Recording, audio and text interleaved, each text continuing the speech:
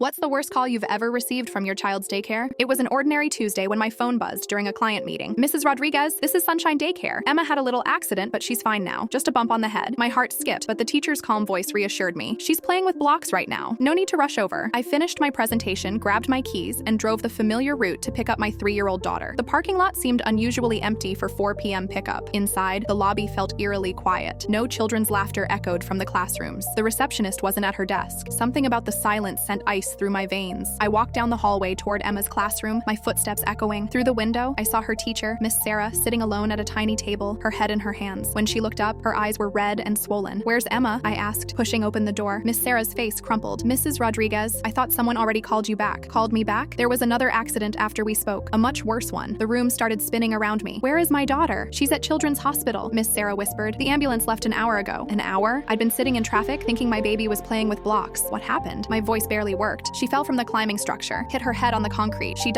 Miss Sarah couldn't finish the sentence. She stopped breathing for almost 3 minutes. I ran to my car, hands shaking as I called the hospital. "Children's Hospital, emergency department." The words tumbled out. "My daughter, Emma Rodriguez. She was brought in from Sunshine Daycare." A pause. "Ma'am, I need you to come in immediately. Ask for Dr. Martinez when you arrive." The line went dead. 20 minutes later, Dr. Martinez met me at the emergency room doors. His expression told me everything before he spoke. "Mrs. Rodriguez, Emma suffered severe head trauma. We've done everything possible, but the injury was too extensive." The hallway tilted. "She's on life support now. We need to discuss your options." Options? What options could there be for a 3-year-old who was playing with blocks an hour ago? In the ICU, machines beeped around my little girl's still body. Tubes and wires covered her tiny frame. This wasn't the same child who'd kissed me goodbye that morning, excited about show and tell. Dr. Martinez explained about brain swelling, lack of oxygen, irreversible damage. Words that shouldn't exist in the same sentence as my daughter's name. The worst part came later. Security footage showed Emma had fallen at 2:47 p.m. The daycare called me at 3:15, claiming she was fine and playing. For 28 minutes, while I finished my meeting and drove over, my daughter lay unconscious on that playground. 28 minutes when immediate medical attention might have saved her life.